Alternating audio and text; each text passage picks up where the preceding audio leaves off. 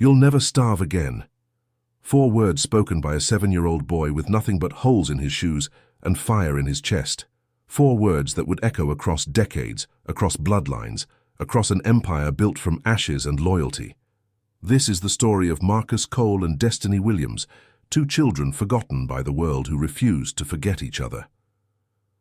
The rain fell sideways that November night in Detroit, 1998, slicing through the darkness like tiny knives against the corrugated metal walls of the abandoned warehouse on Gratiot Avenue. Inside, beneath a collapsed section of roof that let the water pool in the center of the concrete floor, a boy huddled against a rusted oil drum, his thin frame wrapped in a jacket 3 sizes too large. Marcus Cole was 7 years old, though anyone looking at his eyes would have guessed older. Those eyes had already seen too much, already learned that hope was a currency he could not afford. His mother had been gone for 11 days now, 11 days since she kissed his forehead and promised she would be back before morning. 11 days since the police found her body in an alley 6 blocks away, another casualty of the streets that swallowed the forgotten. The social workers had come, of course, with their clipboards and their promises of better places, but Marcus had seen where those promises led.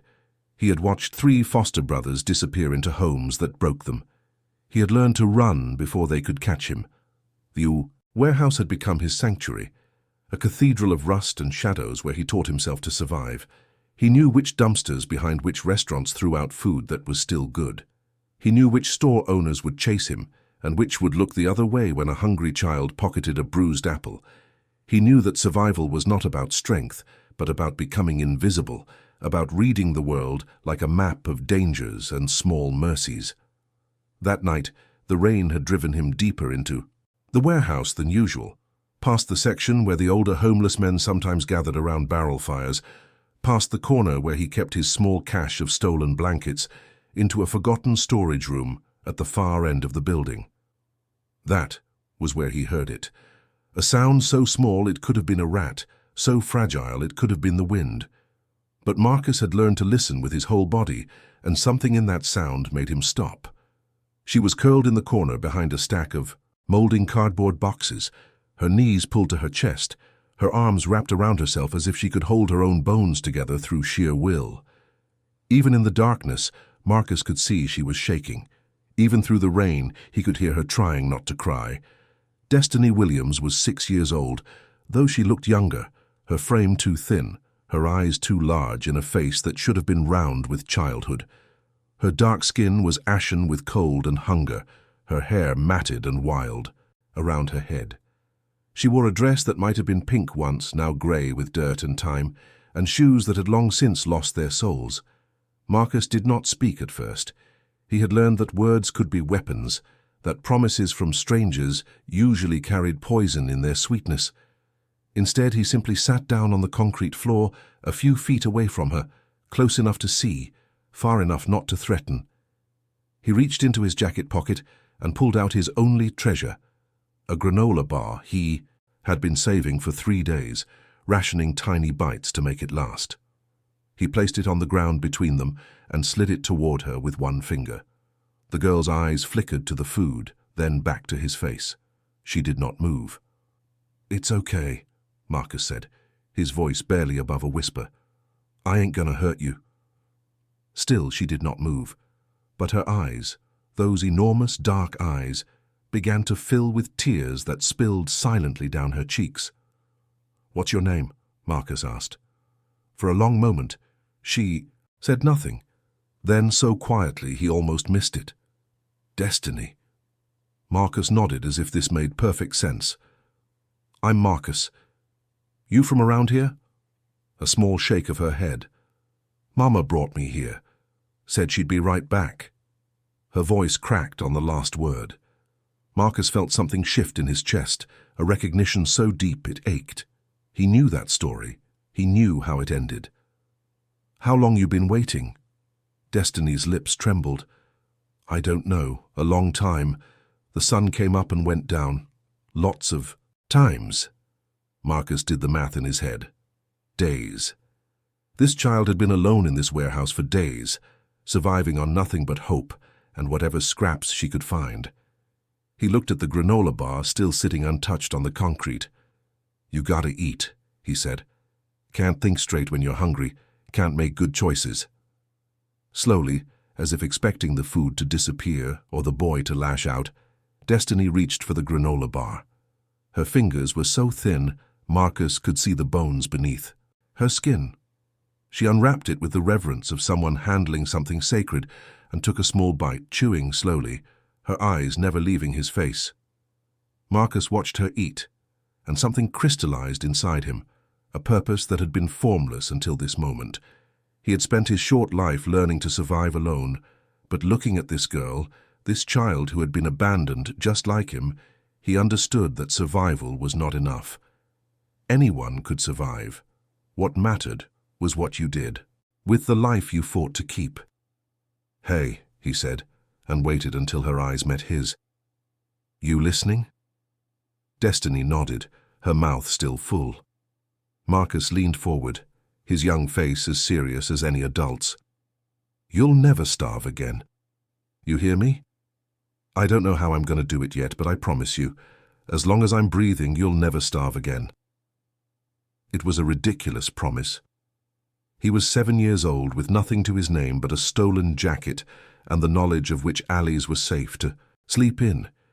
He had no money, no family, no power of any kind, but Destiny looked into his eyes, and something passed between them that neither could name, a recognition, a covenant, a bond that would survive everything the world would throw at them. "Okay," she whispered. And for the first time since he found her, she stopped shaking. That night, Marcus shared his corner of the warehouse with Destiny. He gave her his extra blanket, the one he had been saving for the coldest nights. He showed her how to arrange the cardboard boxes to block the wind, how to sleep with her back against the wall so no one could sneak up on her. He told her about his mother, about how she used to sing while she cooked, about how she called him her little king, even when they had nothing. Destiny listened with her whole body, her large eyes drinking in every word, as if his stories were water in a desert.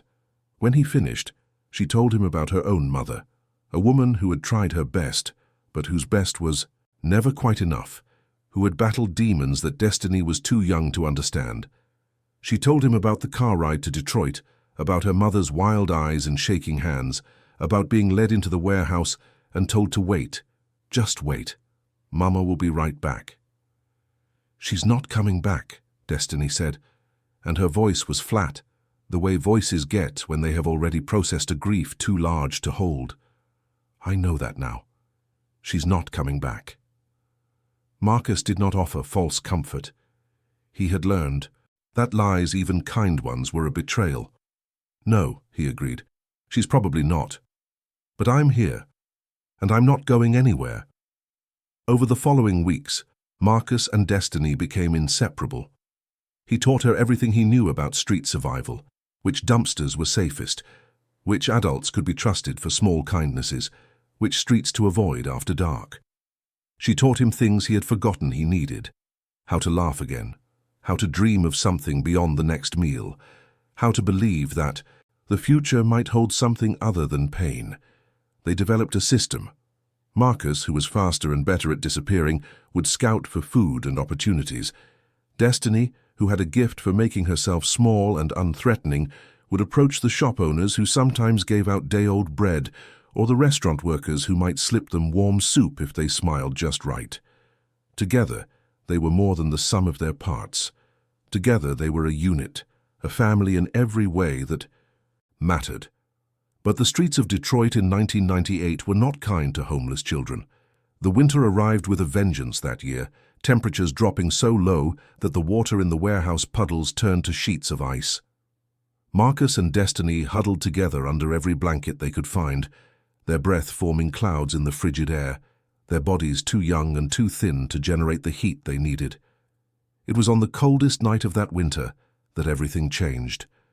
Marcus had ventured out despite the cold, desperate to find something warm for Destiny to eat. She had been coughing for days, a wet, rattling sound that terrified him more than any threat he had ever faced. He needed to find her medicine, real medicine, not the home remedies he had been cobbling together from things he found in dumpsters. He was picking through the trash behind a pharmacy, looking for discarded medications that might still be good, when he heard the voice. "You're going to freeze to death out here. Kid." Marcus spun around, his body already tense to run. But the man standing in the shadows of the loading dock made no move toward him. He was tall and broad, with skin the color of polished mahogany and eyes that seemed to see everything at once. He wore a long wool coat that looked like it cost more than everything Marcus had ever owned combined, and his hands were tucked casually in his pockets. "I'm fine," Marcus said, his voice sharper than he intended. "Just looking for something." "Vicky." Man's eyebrows rose slightly. "In a pharmacy dumpster at 11 o'clock on the coldest night of the year. Must be something important." Marcus said nothing. His eyes darted left and right, calculating escape routes. "Relax," the man said, and there was something in his voice that made Marcus pause, an authority that did not threaten but simply existed. "I'm not going to hurt you, but I am curious. What's a kid your age doing out here alone?" "I'm not alone."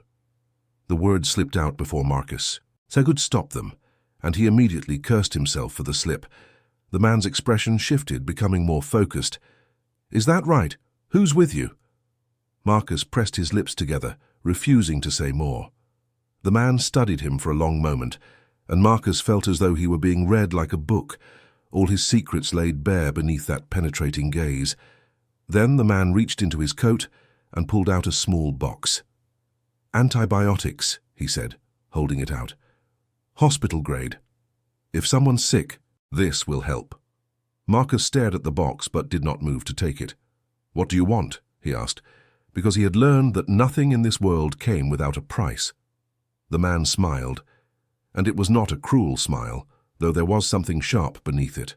"Smart. Very smart. What I want is to know your name." "Why?" "Because I've been watching you for 2 weeks, kid. I've seen you work these streets. I've seen how you move, how you think, how you take care of that little girl you've got, hidden away somewhere, and I've got to say I'm impressed." Marcus felt ice that had nothing to do with the weather spread through his chest. "You've been watching me. Don't look so scared. If I meant you harm, you'd already be gone. No, I've been watching because I see something in you, something rare, and I'm in the business of finding rare things." "What business is that?" The man's smile widened. "The business of making the world work the way it should, of taking care of people who can't take care of themselves, of building something that lasts." He held out the box of antibiotics again. "Take it. Get that little girl healthy, and when you're ready to stop surviving and start living, you come find me. My name is Solomon Gray. Anyone in this city can tell you where I am." He set the box on the edge of the dumpster and began to walk away. "Why?" Marcus called after him. "Why would you help us?" Solomon Gray stopped but did not turn around. "Because someone helped me once, when I was exactly where you are. And I swore that if I ever had the power to do the same, I would." He glanced back over his shoulder. "The world doesn't have to be as cold as it feels right now, kid. But it takes people willing to build something better. Think about it." Then he was gone, swallowed by the shadows and the falling snow. Marcus stood there for a long time, the box of antibiotics cold in his hands. He did not understand everything that had just happened, but he understood enough. Someone had seen him. Someone with power had looked at a homeless child picking through garbage and seen something worth investing in. He ran back to the warehouse, clutching the medicine to his chest like a treasure. Destiny was worse when he returned, her fever so high that her skin burned to the touch, her breathing labored and shallow. Marcus gave her the antibiotics, following the instructions on the box with hands that shook not from cold, but from fear. He held her through the night, whispering stories and promises, telling her about the strange man and his offer, telling her that everything was going to be different now. "You gotta get better," he murmured against her hair. "You hear me? You gotta get better, because I found us a way out. I don't know what it is yet, but I'm gonna figure it out. And when you're well, we're gonna leave this place. We're gonna build something, and you'll never starve again. I promised you that, remember? and I keep my promises. 3 days later, when Destiny's fever finally broke and the color began to return to her cheeks, Marcus made a decision. He left her in the care of an elderly homeless woman who had always been kind to them, a former schoolteacher who had lost everything to circumstances beyond her control, but who had never lost her gentleness. Then he went to find Solomon Gray. The journey took him into parts of Detroit he had never dared to enter, past the crumbling factories and empty lots, through neighborhoods where the buildings rose taller and the cars parked on the street grew sleeker. He asked questions carefully, always watching, always ready to run. But every person he asked knew the name: Solomon Gray. The responses were mixed, some respectful, some fearful, all impressed. Whoever this man was, he mattered. Finally, Marcus found himself standing outside a restaurant called the Velvet Room, a 2-story building with blacked-out windows and a red door that looked like it had never been opened in haste. 2 large men in dark suits flanked the entrance, their eyes tracking Marcus's approach with professional interest. "I'm here to see Solomon Gray," Marcus said, his voice steady despite the pounding of his heart. One of the guards raised an eyebrow. "Is that right? You got an appointment, little man?" "He told me to come when I was ready." The guards exchanged a glance. Then one of them pulled out a phone, spoke quietly into it for a moment, and nodded. "He'll see you, but you behave yourself in... There, understand? Mr. Gray doesn't tolerate disrespect." Marcus nodded and walked through the red door into a world he had never imagined. The inside of the Velvet Room was warm and golden, all polished wood and soft lighting. Men in expensive suits sat at tables, speaking in low voices over glasses of amber liquid. Women in elegant dresses moved between them, their laughter musical and practiced. It was like stepping into a movie, a world so far removed from the frozen warehouse that Marcus almost could not believe both places existed on the same planet. A man approached him, a young light-skinned black man in his early 20s with close-cropped hair and intelligent eyes. "Marcus Cole?" "Yeah." "Follow me. Mr. Gray is expecting you." They walked through the main room and up a flight of stairs, down a hallway lined with artwork that Marcus did not recognize but instinctively knew was valuable. Finally, they stopped at a door at the end of the hall. "Go on in," the young man said. "Hand word of advice, be honest. Mr. Gray can smell a lie from a mile away." Marcus pushed open the door. Solomon Gray sat behind a massive desk in an office that somehow managed to be both imposing and comfortable. Books lined the walls. A fire crackled in a stone fireplace. The man himself looked exactly as he had in the alley, except now Marcus could see the full scope of him, the way he filled the space not with size but with presence. "You came," Solomon said. "I wasn't sure you would." "I wasn't sure either," Marcus admitted. "But the medicine worked. She's better." "Good, that's good." Solomon gestured to a chair in front of the desk. "Sit." Marcus sat. "Tell me about yourself, Marcus Cole. Not the street story, not the survival history. Tell me who you are when you're not fighting to live." Marcus thought about the question. No one had ever asked him that before. No one had ever suggested there might be a version of himself that existed beyond the daily struggle. "I don't know," he said finally. "I've never had the chance to find out." Solomon nodded as if this was the answer he had expected. "That's honest. I appreciate honesty. Let me tell you what I see then. I see a child who has been failed by every system designed to protect him. I see someone who, instead of breaking under that failure, learned to adapt, to think, to take care of not only himself, but of another person even more vulnerable. That tells me something important about your character." He leaned forward, his eyes intense. "I'm going to offer you something, Marcus. Not a handout, not charity, an opportunity, the chance to learn, to grow, to become someone with the power to keep that promise you made to that little girl." "What kind of opportunity?" "I run an organization. On the surface, we're businessmen, investors, community leaders. Beneath the surface..." Solomon paused, choosing his words carefully. "Beneath the surface, we're something else. We're the people who handle the things. The police can't or won't. We protect our community. We create opportunity where none exists, and yes, we operate outside the lines that society draws. But those lines were drawn by people who never had to survive what you've survived. Do you understand? Marcus understood more than Solomon probably realized. He had seen the police ignore homeless children, had watched social workers treat them like problems to be processed rather than people to be helped. He knew that the official systems of the world were not designed for people like him. "What would I have to do?" he asked. "Learn, that's all at first. I'll make sure you and Destiny have a place to stay, food to eat, clothes to wear. You'll go to school, real school, the best I can provide. And while you're learning the things they teach in classrooms, you'll also learn other things. How the real world works, how power flows, how to build something that protects the people you love." "And later?" Solomon's expression grew serious. "Later, when you're older, when you understand enough to make a real choice, you'll decide what role you want to play. If you want to walk away at that point, I won't stop you. The education, the opportunities, those are yours to keep regardless. But if you choose to stay," he spread his hands, "then you'll become part of something larger than yourself. A family, an organization, a force that shapes this city." Marcus sat with the weight of the decision. Part of him, the part that had learned to trust nothing and no one, screamed warnings. But another part, the part that had made a promise to a girl with eyes too large for her face, understood that survival was no longer enough. He needed power, he needed resources, he needed the ability to make good on his word. "The girl comes with me," Marcus said. "Destiny. She's part of this or there's no deal." Solomon smiled, and for the first time there was genuine warmth in it. "I wouldn't have it any other way.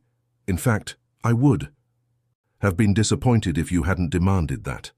He stood and extended his hand. "Welcome to the family, Marcus Cole." Marcus stood and took the hand. His grip was firm despite his size, and when he met Solomon's eyes, there was no fear in them, only determination. "I'm going to learn everything you can teach me," he said, "and then I'm going to build something of my own, something that keeps the promise I made." "I believe you will," Solomon said. "I truly believe you will." That night, Marcus brought Destiny to the place Solomon had arranged for them, a small apartment in a building Solomon owned, nothing fancy but warm and clean and safe. When Destiny saw the beds with real mattresses, the kitchen with food in the refrigerator, the bathroom with hot water, she began to cry. "What is this place?" she whispered. "How did you do this?" Marcus knelt in front of her and took her hands in his. "I found us a way out, just like I promised. It's not going to be easy, and I don't understand everything about it yet. But I'm going to learn, I'm going to get strong, and I'm going to make sure you never have to be scared or cold or hungry again." Destiny threw her arms around his neck and held on as if he were the only solid thing in a world made of water. "I believe you," she said into his shoulder. "I've always believed you." And in that moment, in that small, warm apartment so far from the frozen warehouse where they had found each other, the foundation was laid for everything that would come. Check if you're already subscribed to this channel. If not, you're going to want to hit that button now, because this story is about to take you places you never expected. The bond between Marcus and Destiny is just beginning, and what happens next will change everything. Subscribe so you don't miss a single moment. The years that followed moved like seasons, each one bringing new growth, new challenges, new layers to the lives Marcus Cole and Destiny Williams were building. Solomon Gray proved to be a man of his word. He enrolled them in a private academy in the suburbs, a school where Marcus and Destiny were among only a handful of black faces in a sea of privilege. It was not easy. The other children looked at them with suspicion, with curiosity, sometimes with cruelty. But Marcus had survived worse than whispered insults and pointed exclusion, and he had learned long ago how to make himself useful. He became the kid who helped with homework, who explained math concepts in ways the teachers could not, who remembered every name and every face and every small detail that might matter later. He studied not just the curriculum, but the social dynamics, watching how power flowed between the children of wealthy families, how alliances formed and broke, how information could be more valuable than money. Destiny flourished in different ways. She had a gift for connection, for seeing the loneliness beneath the expensive clothes and entitled attitudes. She made friends with the outcasts and the overlooked, with the girl whose parents were divorcing and the boy whose father hit him when no one was watching. She became someone people trusted with their secrets, and she kept those secrets with a loyalty that earned her deep devotion. By the time they reached high school, Marcus and Destiny had carved out a place for themselves that was uniquely their own. They were neither fully part of the wealthy world they moved through, nor the streets they had come from. They existed in between, fluent in both languages, comfortable in neither world entirely. Solomon watched their progress with satisfaction and continued to fulfill his end of the bargain. The education was real and rigorous. The business lessons that came after school hours were equally demanding. Marcus learned accounting and investment, learned how money moved through the economy like blood through a body. He learned negotiation and conflict resolution, learned how to read a room and identify who held real power regardless of their title. And he learned other things too, darker things, the mechanics of Solomon's organization and how it maintained its position in the city's underworld. He never participated in violence during those years. Solomon was careful about that, insisting that Marcus's role was to learn and observe, not to act. But Marcus watched. He saw how threats were handled, how competitors were neutralized, how the organization protected its territory and its people. He understood that the world Solomon had built operated on principles of loyalty and consequence, and that survival required the willingness to enforce both. Destiny knew about the organization too. Marcus never kept secrets from her, and she was too intelligent to be fooled by the legitimate business facades. But she had made her peace with it long ago, understanding that the same power that kept them safe and fed required methods the daylight world would condemn. She did not participate in that side of things, instead focusing her energy on the community programs Solomon funded, the after-school centers, and job training initiatives that gave people like them a chance to build better lives. "We're doing good," she told Marcus one night during their junior year of high school, as they sat on the roof of their apartment building, watching the city lights spread out before them like fallen stars. "All of this, everything Solomon has built, it's not just about power, it's about protection." Marcus nodded slowly. "It's both, power and protection. They're the same thing, really. You can't have one without the other. Does that bother you, the way it has to be?" He thought about the question. "No, not anymore. I used to think there were clean ways to change the world, that if you just worked hard enough, played by the rules, the system would reward you. But the system isn't designed to reward people like us. It's designed to keep us exactly where we started. If we want something different, we have to build it ourselves." Destiny leaned her head against his shoulder. They had grown up together, shared everything from their darkest moments to their tentative hopes. Their bond had evolved into something beyond friendship, beyond even family. They understood each other the way twins sometimes do, finishing each other's sentences, knowing what the other was thinking before words were spoken. "Solomon's getting older," Destiny said quietly. "Have you noticed?" Marcus had noticed. Solomon Gray was in his late 50s now, and the years of stress and vigilance were beginning to show. His hair had gone silver, his movements were slower, and there were days when the weariness showed through his carefully maintained composure. "He's grooming you," Destiny continued, "to take over. That's what all this education has really been about, hasn't it?" "Maybe. Probably." Marcus stared out at the city, at the lights that represented lives being lived, struggles being endured, dreams being nurtured and crushed. "Is that what you want? Me running an organization like this?" Destiny was quiet for a long moment. "I want you to keep your promise. I want you to become someone with the power to make things right. If that means taking over for Solomon, then yes, that's what I want. Even if it means doing things that can't be undone, making choices that change who I am. Who you are has never changed, Marcus. Not since that night in the warehouse when you gave me your only food. You're the person who protects. The methods might change, but the core of you won't. I believe that." Marcus turned to look at her, at this woman who had been a starving child in a corner, who was now a force of nature in her own right. Destiny had grown tall and striking, her dark skin luminous, her eyes still carrying that quality of seeing too much too deeply. She had refused to let the streets harden her entirely, maintaining a gentleness that balanced Marcus's growing edge. "I love you," he said. "You know that, right? Not just because of what we've been through, because of who you are." Destiny smiled, and it was like watching the sun break through clouds. "I know. I've always known. And I love you too. The same way, for the same reasons." It was not the first time they had acknowledged what existed between them, but it felt different now, weighted with the understanding of what was coming. They were not children anymore. The world they were inheriting was complex and dangerous, and they would face it together just as they had faced everything else. 3 years later, when they were 22 years old, and Marcus had graduated with honors from the University of Michigan with a degree in business and finance, Solomon called them both to his office at the Velvet Room. The years had not been kind to Solomon Gray. A series of small strokes had left him weakened, his once commanding presence diminished by the betrayal of his own body. But his mind remained sharp, and his eyes still held that quality of seeing everything at once. "I don't have much time left," Solomon said without preamble.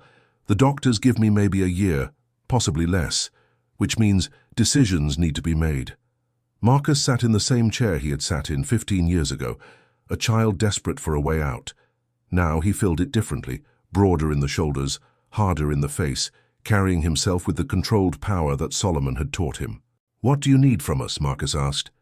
Solomon looked at him with something like pride. "I need you to be ready. The organization is strong, but strength is meaningless without leadership.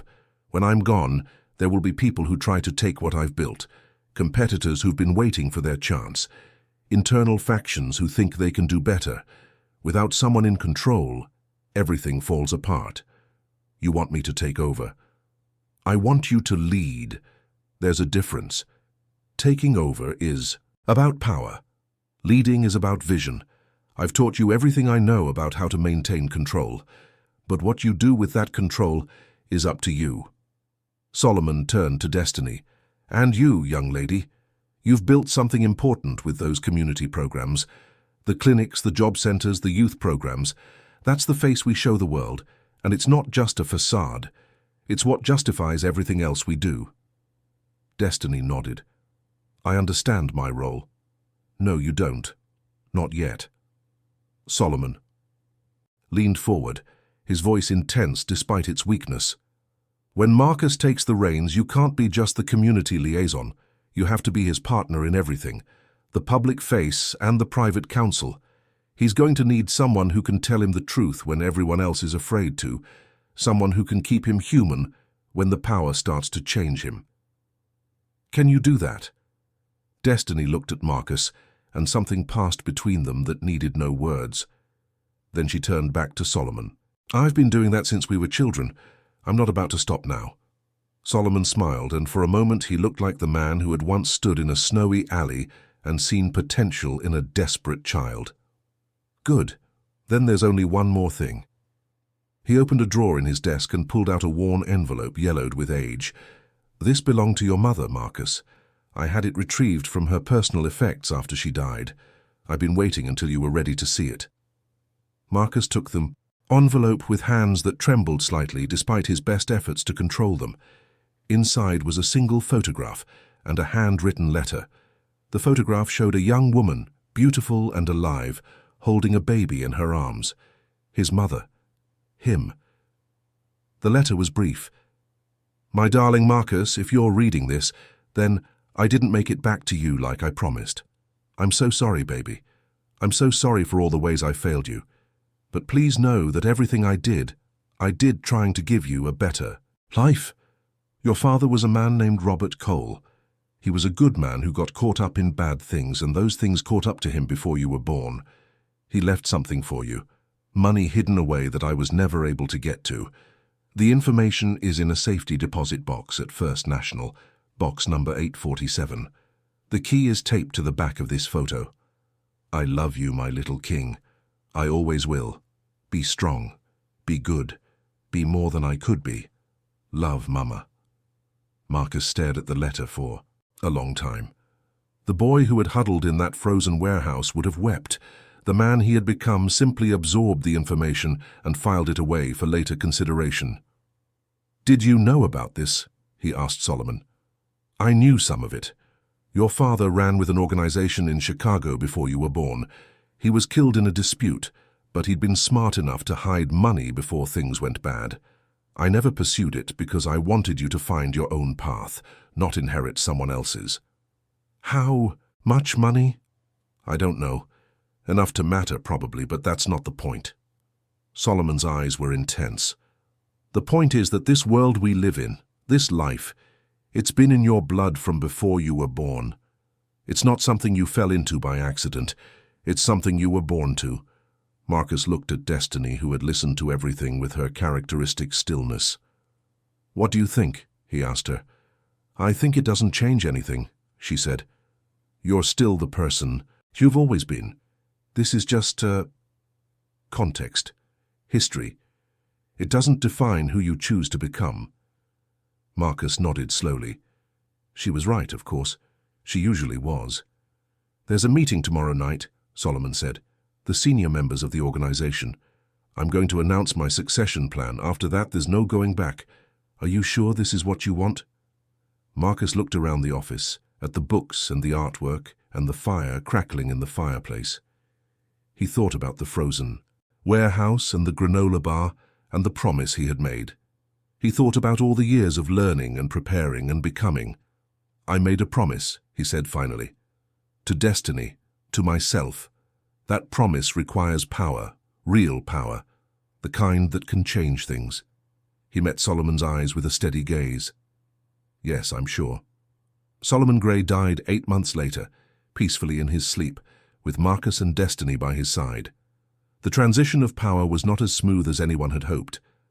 There were challenges from within and without, tests of Marcus's strength and resolve. But he met each one with the skills Solomon had taught him and the intelligence he had cultivated over years of preparation. Within 2 years, Marcus Cole had not only maintained Solomon's organization, but expanded it, bringing in new revenue streams, establishing relationships with power brokers in legitimate industries, building bridges between the underground economy and the daylight world. He was ruthless when he needed to be, merciful when he could afford to be, and always guided by the code that had defined him since childhood. Protect the family, keep your word, never let those who trust you go hungry. Destiny worked beside him every step of the way, running the community programs that had become the organization's public face, managing relationships with politicians and civic leaders who valued what those programs provided. She was his counsel in private and his partner in public, the steady presence that kept him anchored when the power threatened to pull him loose from his moorings. They married on a rainy spring evening, a small ceremony with only the closest members of their organization in attendance. It was not a lavish affair, not the kind of display that powerful people sometimes use to project their status. It was intimate and genuine, a celebration of a bond that had been forged in desperation and refined through years of shared struggle. "I told you once that you'd never starve again," Marcus said during his vows, his voice steady despite the emotion in his chest. "I've kept that promise, but I want to make you another one now. I promise to protect you, not because you need protection, but because you deserve to feel safe. I promise to listen to you, even when I don't want to hear what you have to say. And I promise to love you every day for the rest of my life, with everything I have and everything I am." Destiny's eyes were bright with tears as she responded. "I believed you that night in the warehouse, a starving child with nothing, and I believed you. I believe you now. I believe in what we're building, in who we're becoming, in the future we're creating together. I promise to stand beside you, to challenge you when you need it, to support you always, and to love you through whatever comes." When they kissed, there was applause from the small gathering, but neither of them heard it. In that moment, there was only the two of them, as there had always been, as there would always be. The years that followed were golden ones, as golden as years can be for people who operate in shadows. Marcus Cole became known in certain circles as a man of absolute integrity within his own code, a leader who inspired loyalty rather than demanding it through fear alone. The organization prospered. The community programs expanded. Destiny gave birth to twin boys who had their father's intensity and their mother's warmth. But even golden years cast shadows, and in the darkness, enemies gathered. Marcus Cole sat in his office on the 40th floor of Cole Tower, a building that bore his name not because of ego, but because ownership was a form of protection. From this height, he could see most of Detroit spread out before him, a city that had been broken and was slowly, painfully rebuilding itself. Much of that rebuilding bore the fingerprints of his organization, though few people outside certain circles knew it. He was 33 years old now, and the weight of the empire he had built sat on his shoulders like a physical thing. The scrawny, homeless child had become a man whose name was spoken with respect and fear in equal measure. His body had filled out with muscle maintained through disciplined training. His face had hardened into planes and angles that revealed nothing he did not choose to reveal, and his eyes had developed that same quality Solomon's had once held, the ability to see through pretense to the truth beneath. The knock at his door was expected. His chief of security, a man named Vincent Torres, who had been with the organization for 15 years, entered with his characteristic economy of movement. "The reports are confirmed," Vincent said without preamble. "The Castellanos family has been making moves on our territory. 3 businesses approached in the last week alone. All refused, but the pressure is escalating." Marcus absorbed the information with no visible reaction. The Castellanos family was old-school Italian organized influence out of Chicago, a dinosaur of an organization that had been dominant before the shift in power dynamics that Marcus represented. They had never accepted that a young black man could build something that rivaled their generational empire, and their resentment had been simmering for years. "What are they offering?" Marcus asked. 20% above market for the businesses, protection services at rates that undercut ours by half. They're trying to buy loyalty. And when buying doesn't work, Vincent's jaw tightened. There have been threats, implied rather than direct, but clear enough. One of our restaurant owners found his car vandalized. Another had someone follow his daughter home from school. Marcus felt the familiar cold settle into his chest, the temperature he reached when action became necessary. Family is off limits. That's the line they know they're not supposed to cross. They're testing boundaries, seeing how you'll respond. Marcus stood and walked to the window, looking out at the city that had once been nothing but a collection of survival challenges and was now a territory he had sworn to protect.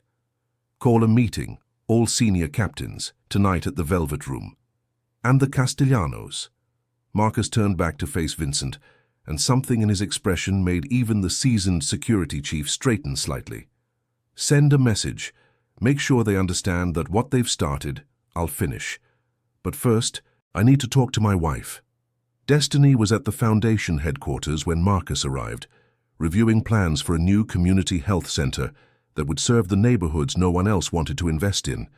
Even after years of working in the gray areas of power, she had maintained her commitment to the programs that gave their operation its legitimacy and purpose. She looked up when he entered, and something in his face told her everything she needed to know. "The Castellanos?" she asked. "For them making their move, I need to respond." Destiny set down the papers she had been holding and gave him her full attention. This was the part of their life that they never discussed in front of others, the calculations of power and consequence that had to be made behind closed doors. "What kind of response?" "The kind that ends this before it escalates further. They've been threatening families, Destiny. Daughters followed home from school. That can't stand." She was quiet for a moment, processing, and after, what happens when the response is made? Either they back down or we're looking at a war. One I'd rather avoid but am prepared to fight. Destiny rose and walked to him, placing her hands on his chest.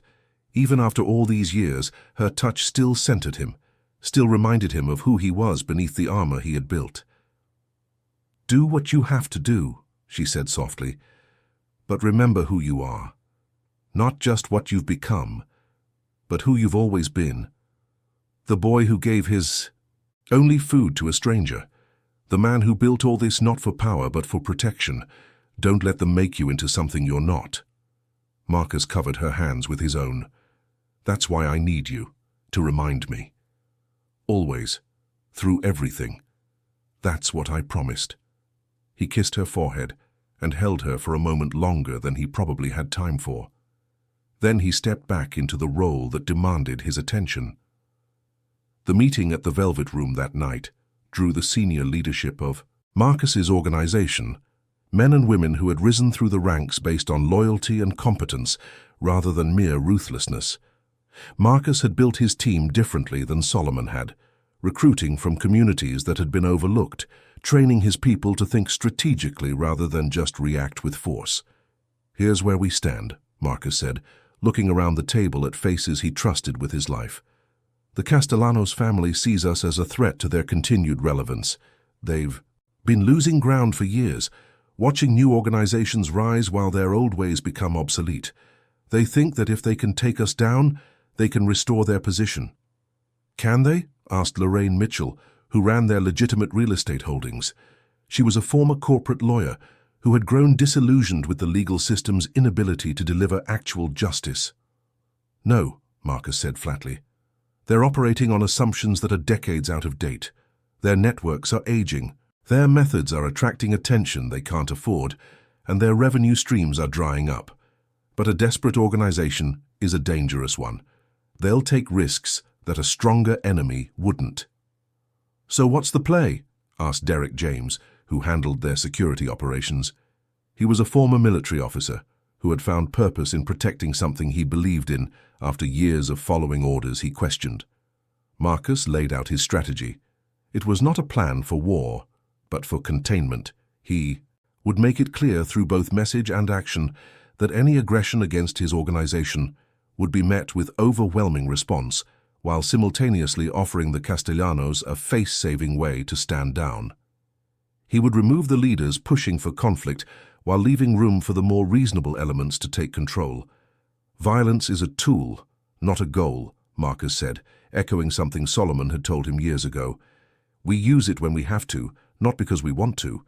The objective is to end this threat with as little damage as possible to both sides.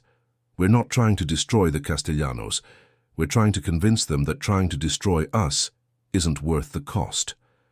The plan was approved, and the pieces began to move. What followed was a chess match played out over weeks. Marcus's people gathered intelligence on Castellano operations, identifying weak points and key players.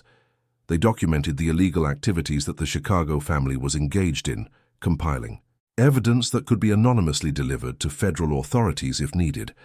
And they made contact with elements within the Castellano organization who were unhappy with the current leadership's aggressive strategy. The culmination came on a cold February night, when Marcus arranged a meeting with Dominic Castellano, the aging patriarch of the family, in a neutral location arranged through intermediaries. The meeting took place in an empty warehouse on the outskirts of the city, a location that neither party controlled, watched by guards from both organizations who had agreed to stay outside. Dominic Castellano was 73 years old, a relic of an era when organized influence operated under different rules and different assumptions. He walked into the meeting with the stiff dignity of a man who had never learned to bend. "You have nerve asking for this meeting," Dominic said, his Chicago accent thick despite decades of trying to cultivate sophistication. "After what you've done." "What I've done," Marcus replied calmly, "is respond to aggression you started. Your people threatened families, children. That's a line I will never allow to be crossed." "We were sending a message." "So am I. But my message is different." Marcus leaned forward, his voice quiet but carrying an edge that filled the space between them. "I don't want war with you. War is expensive, destructive, and ultimately pointless. But I will not tolerate threats against innocent people. So here's what's going to happen." He laid out the terms. The Castellano family would withdraw from any territory that Marcus's organization considered theirs. They would make a public gesture of respect, something that saved face for both sides, but made clear that the conflict was over. In return, Marcus would not pursue the evidence he had gathered, would not deliver it to federal authorities, and would not take action against Castellano operations in Chicago. "You're asking me to surrender," Dominic said, his voice tight with controlled rage. "I'm asking you to be practical. The world you ruled doesn't exist anymore. The methods that made you powerful are now the methods that will bring you down. I'm offering you a way to maintain what you have, rather than lose everything in a fight you can't win." The silence stretched. Marcus could see the calculation happening behind Dominic's eyes, the pride warring with pragmatism. "And if I refuse?" Marcus met his gaze without flinching. "Then, everything I've held back gets released, to the FBI, to the local authorities, to your competitors. Every dirty secret, every hidden crime, every vulnerability. You'll spend what's left of your life in court if you're lucky, in prison if you're not. And your family's legacy ends not with honor but with handcuffs." It was a bluff, mostly. Marcus had evidence, but not as much as he implied. But the art of negotiation was knowing when your opponent believed you were willing to follow through. Dominic Castellano was silent for a long moment. Then, slowly, he nodded. "You're everything they said you were," he said, and there was something almost like respect beneath the bitterness in his voice. "Solomon Gray chose well. Solomon taught me that power means nothing if you don't know how to use it wisely. I hope you'll remember this as wisdom rather than humiliation." The agreement was formalized over the following weeks. The Castellano family withdrew, their more aggressive elements, quietly removed from positions of influence. Marcus's organization emerged from the confrontation stronger and more respected than before. But Destiny, watching her husband navigate the dangerous waters of power politics, saw something that troubled her. There was a hardness growing in Marcus that had not been there before. The gentleness that had once balanced his strength was becoming harder to find. "Talk to me," she said one night, after the children were asleep and the house was quiet. "Tell me what's happening inside you." Marcus was silent for a long time, staring at the fire in their bedroom fireplace, a luxury that still sometimes seemed surreal to a man who had once huddled for warmth in a frozen warehouse. "I scared myself," he finally admitted, "during the negotiations. There was a moment when I realized I was willing to destroy an entire family to protect what we've built. Not just the ones who threatened us. Everyone. Women, children, innocent people who just happened to be born with the wrong name." Destiny moved closer to him, wrapping her arms around him from behind. "But you didn't." "No, but I could have. The capacity is there, Destiny. The willingness. Solomon warned me about this. He said, power doesn't corrupt because it makes good people bad. It corrupts because it removes the obstacles that kept bad impulses in check. When you have the ability to do whatever you want, the only thing stopping you is yourself." "And what stops you?" He turned to face her, and she saw tears in his eyes, something she rarely witnessed. "You. The promise I made. The memory of who I was before any of this. But what happens when that's not enough? What happens when the power gets too big, the threats get too real, and the person I used to be isn't strong enough to hold back the person I'm becoming? Now, if you're feeling what Marcus and Destiny are feeling right now, if this story is touching something deep inside you, I want you to leave a comment saying, 'Love is the only power that matters.' Just write that in the comments. Trust me, it's important." Destiny took his face in her hands, forcing him to meet her eyes. "Then you lean on me. That's what partnership means. When you can't trust yourself, you trust me. When you start to lose your way, I'll help you find it again. We've survived everything together so far. We'll survive this too." Marcus let out a breath he hadn't realized he was holding. "I don't deserve you." "Probably not," she said with a small smile. "But you're stuck with me anyway. That's what you get for making promises to starving children in warehouses." Despite everything, he laughed. And in that laughter, some of the hardness melted away, at least for the moment. 5 years passed. Years of expansion and consolidation, of challenges met and overcome. Marcus Cole's organization grew beyond anything even Solomon Gray had envisioned, extending its reach into legitimate businesses that generated clean revenue while maintaining the underground operations that had always been its foundation. The twin sons, now 8 years old, were growing up in a world their parents had built specifically to protect them, attending the best schools, surrounded by security that was invisible but ever present. Marcus had kept his promise to Destiny about finding balance. He had learned to delegate, to trust his lieutenants with operations that once he would have insisted on handling personally. He spent more time with his family, coaching his sons' basketball teams, attending school events, being present in a way his own father had never had the chance to be. But the world does not stop presenting challenges simply because you have found a measure of peace. The challenge that threatened to upend everything they had built came from an unexpected direction, not from rival organizations or federal investigations, but from within their own community. A young activist named Tanya Richardson had begun organizing protests against what she called the shadow government of Detroit's inner cities. She was smart, charismatic, and completely convinced that organizations like Marcus's were the reason poverty and crime persisted in black communities. Her message resonated with young people who had grown up in the neighborhoods Marcus's community programs served. "You can't buy justice," Tanya declared, at a rally that drew thousands. "You can't launder morality through charity. These so-called community leaders, these men in their towers, they're not our saviors. They're our jailers. They keep us dependent, keep us controlled, all while pretending to be on our side." The irony was not lost on Marcus. He had built his organization specifically to provide what the legitimate system refused to: protection, opportunity, resources for people who had been abandoned by society. And now he was being cast as the oppressor by someone who had never experienced what true abandonment felt like. "She's not entirely wrong," Destiny said one evening, as they reviewed reports on Tanya's growing influence. "Some of what she's saying has merit. We have created systems of dependency.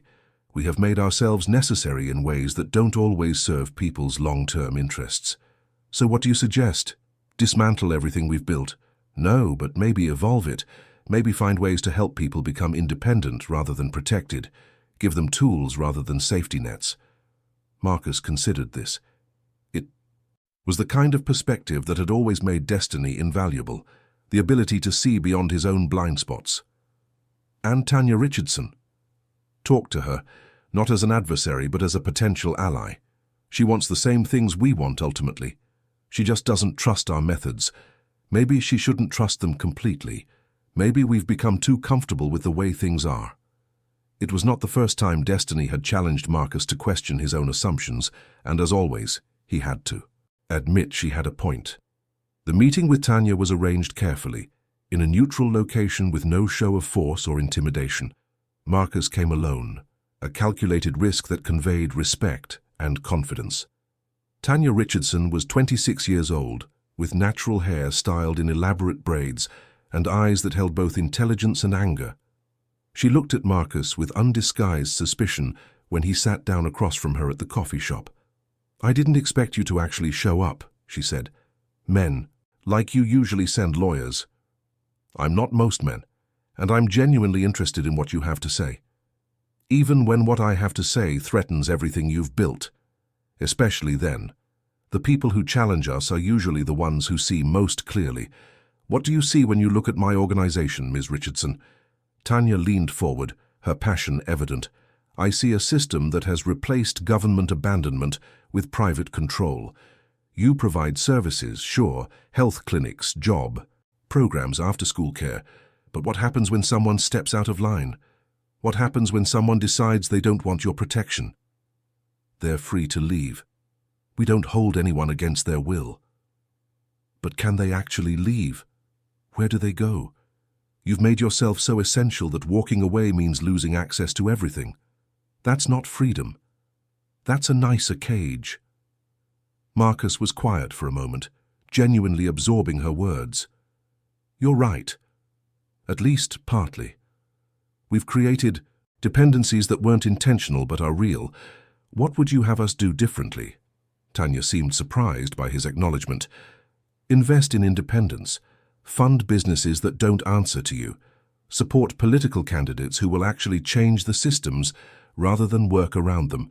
build community power that doesn't flow through your organization. And if I did all that, what would you do? Would you stop organizing against me? I'd believe you were actually interested in change rather than control. And maybe then we could be allies instead of adversaries. It was the beginning of an evolution that would take years to fully unfold. Marcus began implementing changes that aligned with Tanya's vision, redirecting resources toward initiatives that built independent community capacity rather than organizational dependency. It was not a complete transformation. The underground elements of his operation still existed, still served purposes that the legitimate world could not address. But the balance shifted slowly toward something that looked more like partnership and less like control. Tanya Richardson became an unlikely ally, her public criticism evolving into constructive engagement as she saw the organization genuinely change. She joined the board of the Community Foundation, bringing her perspective and her networks into direct collaboration with Destiny's programs. "You're not what I expected," Tanya admitted to Marcus at a board meeting one evening. "I came into this ready to fight you forever. I thought men with your kind of power only understood force. Men with my kind of power understand one thing above all others," Marcus replied: survival. And survival requires adaptation. The world is changing. The methods that worked 20 years ago won't work 20 years from now. The question is whether we evolve fast enough to stay relevant. "And you think this evolution is genuine, not just another tactic?" Marcus looked across the room to where Destiny was deep in conversation with other board members, her face animated, as she discussed plans for expanding health services to underserved areas. "I made a promise once," he said quietly, "to a girl who had nothing. That promise has guided everything I've done since. I don't know if what we're building is perfect or even good, but I know it's better than what existed before, and I believe it can become better still. That's enough for me." The years that followed saw Marcus Cole's influence continue to grow, but in ways that attracted less fear and more respect.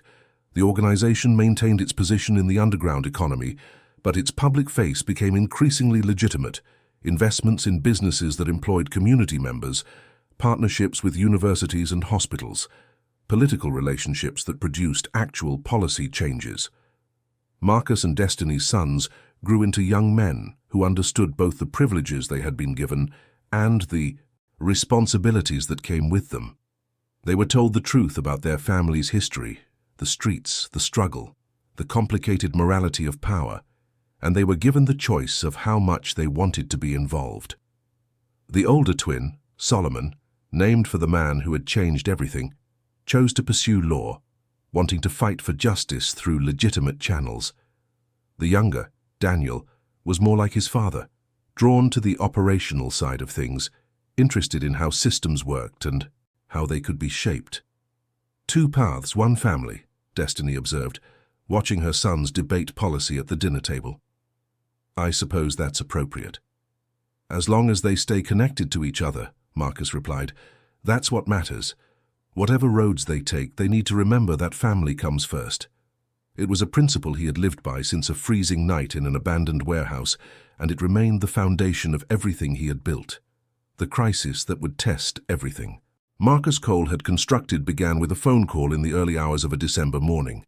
He reached for his phone in the darkness, saw an unfamiliar number, and felt the familiar cold settle into his chest. "Mr. Cole." The voice was digitally altered, impossible to identify. "We have your sons."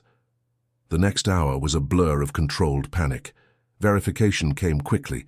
Both Solomon and Daniel had been taken from their respective locations, Solomon from his apartment near the law school, Daniel from a business trip in Chicago. The demands were delivered through encrypted channels, a sum of money so large it would cripple the organization's finances, combined with territory concessions that would effectively end Marcus's influence in Detroit. "Who is behind this?" Marcus demanded of his security team, his voice flat and deadly. The investigation pointed to an unlikely alliance. Elements of the Castellano family, who had never accepted their defeat years ago, had partnered with a new player, an Eastern European syndicate expanding into American markets, who saw Marcus's organization as an obstacle to be removed. They've been planning this for months, Vincent Torres reported. Maybe longer. They mapped our security, identified our vulnerabilities, and waited for the right moment. Marcus looked at the documents spread across his desk, evidence of how thoroughly his family's safety had been compromised. He thought about the boy who had promised a starving girl that she would never go hungry again. He thought about Solomon Gray's warning about what power could turn a person into. "What are our options?" he asked. The options were limited. Pay the ransom and hope for the best. Attempt a rescue that could get his sons killed. Or use methods that would require crossing lines Marcus had sworn he would never cross. Destiny arrived, having been pulled from a community event the moment the news broke.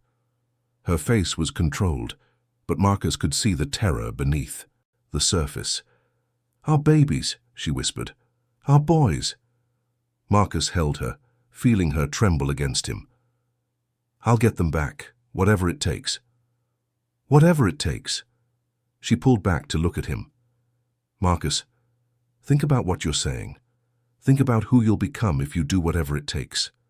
There are children, Destiny. I know, believe me, I know. But what good does it do them if their father becomes a monster in the process of saving them? What do they come home to?" It was the question that haunted Marcus as he developed his response. The question that defined the difference between the man he wanted to be and the man circumstances were pushing him toward. In the end, it was Tanya Richardson who provided the unexpected solution. "I have contacts," she said when Marcus reached out to her. "People in communities your organization has never penetrated.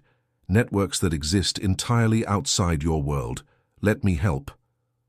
"Why would you?" "Because I've watched you change. Because I've seen the good your organization has done alongside the questionable. And because those are two young men with their whole lives ahead of them. This isn't about business or territory. This is about two mothers' sons." The rescue operation combined elements of Marcus's organization with Tanya's grassroots networks in ways that neither side could have achieved alone. Intelligence gathered through community connections that had no ties to organized influence identified where the hostages were being held. Tactical expertise from Marcus's security team planned the extraction, and political relationships that Destiny had cultivated over years ensured that law enforcement would respond when the time was right, without compromising the operation. It was not clean. It was not perfect. There were moments when Marcus had to make choices that violated everything he had sworn to uphold. But in the end, Solomon and Daniel Cole walked out of a warehouse on the outskirts of Chicago, shaken but alive, into their parents' arms. The aftermath saw the destruction of the alliance that had threatened them. The Castellano elements were finally dismantled completely, their remaining leadership facing federal charges that would keep them occupied for decades. The Eastern European syndicate retreated, recognizing that the cost of continuing their American expansion exceeded the potential benefits. But Marcus Cole emerged from the experience changed. The capacity for darkness that he had confessed to Destiny years ago had been revealed in full. He had made choices that could not be unmade, had become, at least temporarily, the monster he had always feared. "I don't know how to come back from this," he told Destiny one night, weeks after their sons had been returned. "I don't know if I can." Destiny took his hands in hers, just as she had done so many times before. "You come back the same way you've come back from everything. One step at a time, one choice at a time. You fell, but falling doesn't have to be forever. What matters is that you're still trying to get up. Am I? Sometimes I don't know anymore. Sometimes I think the person I was, the boy who made promises in warehouses, maybe he doesn't exist anymore." "He exists," Destiny said firmly. "I see him every time you hold our grandchildren, every time you mentor a young person who reminds you of yourself, every time you choose mercy when you could choose vengeance. He's still there, Marcus. He's just been through more than most people could survive." The road back was long. Marcus stepped away from day-to-day operations, transferring more responsibility to the next generation of leadership. He spent time with therapists, with spiritual advisors, with Destiny and their sons, working through the accumulated weight of decades spent navigating impossible choices. Slowly, imperfectly, he found his way back towards something resembling peace. Marcus Cole sat on the porch of the house he had built for his family, watching the sunset paint the Detroit skyline in shades of gold and amber. He was 58 years old now, his hair grey, his face lined with the record of everything he had survived. Beside him, Destiny dozed in her chair, her hand still intertwined with his after all these years. The house was quieter now than it had been in decades. Solomon had taken over the legitimate business operations, transforming the organization into something that looked less like an empire and more like a community development corporation. Daniel ran the security side, but with strict ethical boundaries that his father had helped him develop. The grandchildren were growing up in a world that their grandparents had helped shape, with opportunities that would have seemed impossible to two starving children in a frozen warehouse. A car pulled into the driveway, and Marcus watched as his sons emerged with their families. Sunday dinner was a tradition that had survived every crisis, every challenge, every evolution. Whatever else changed, they gathered weekly to break bread together, to remember what mattered. "Grandpa." The shout came from his youngest granddaughter, a 6-year-old named Hope, who had her grandmother's eyes and her grandfather's determination. She raced across the lawn and threw herself into his arms. "There's my girl," Marcus said, lifting her onto his lap. "What adventures have you been having?" "We learned about helping people at school," Hope announced. "My teacher says that true power is when you use your strength to help others who need it. Is that true, Grandpa?" Marcus felt Destiny's hand squeeze his. He looked at his granddaughter's face, so full of innocence and potential, and thought about all the years that had led to this moment. "Yes, sweetheart, that's absolutely true. The real measure of a person isn't what they take from the world, it's what they give back." "Is that why you help so many people?" "I try. I've made a lot of mistakes along the way, done things I wish I could take back, but I've always tried to keep one promise I made a long time ago." "What promise?" Marcus looked at Destiny, who was now fully awake and watching him with eyes still capable of seeing straight through to his soul. "I promised someone very special that she would never starve again. That promise made me who I am. It gave me a reason to build, to fight, to keep going when everything seemed impossible. And keeping that promise led me to all of you." Hope considered this with the seriousness only children can bring to big questions. "That's a good promise," she decided. "I'm going to make promises like that too." "Good. That's exactly what you should do. Find someone who needs help and promise to be there for them. Then spend your whole life keeping that promise." Dinner that evening was loud and chaotic and perfect. 3 generations gathered around a table that had to be extended to fit everyone, passing dishes and sharing stories, and arguing about everything from politics to sports. Marcus sat at the head of the table, watching his family with a gratitude that still surprised him sometimes. After dinner, as the adults lingered over coffee and the children played in the yard, Solomon approached his father. "Can we talk?" he asked. They walked together to a quiet corner of the garden, away from the noise. "I've been thinking about the organization," Solomon said. "About where it came from and where it's going." "I know. You've told me the history, but sometimes I wonder if I really understand what you were building, what it cost you." Marcus was quiet for a moment, considering how to answer. "It cost me parts of myself I'll never get back. It required choices that I'll carry forever. But it also gave me the ability to keep the promise I made to your mother when we were children. Every compromise, every sacrifice, every dark moment, it was all in service of that one commitment. Was it worth it? Ask me that. Question while looking at your daughters playing on the lawn. Ask me while thinking about your brother and his family. Ask me while remembering that your mother and I could have died on those streets, forgotten and alone. Then you tell me if it was worth it." Solomon nodded slowly. "I think I understand. It wasn't about building power for its own sake. It was about building something that would last, something that would protect the people you loved." "That's exactly right. Power is a tool. The question is always what you use it for. I used mine to keep a promise. What you do with yours is up to you." As the evening wound down and family members began to leave, Marcus and Destiny walked slowly through the garden together. The stars were emerging now, pinpricks of light in the darkening sky. "You remember that night?" Destiny asked. "In the warehouse?" "Every day. I remember the rain. I remember the cold. I remember finding you in that corner, so scared and so alone. And I remember making you a promise that I had no business making. A promise you kept. A promise I kept." Marcus stopped walking and turned to face her. "I've done a lot of things in my life, Destiny. Some good, some terrible, most somewhere in between.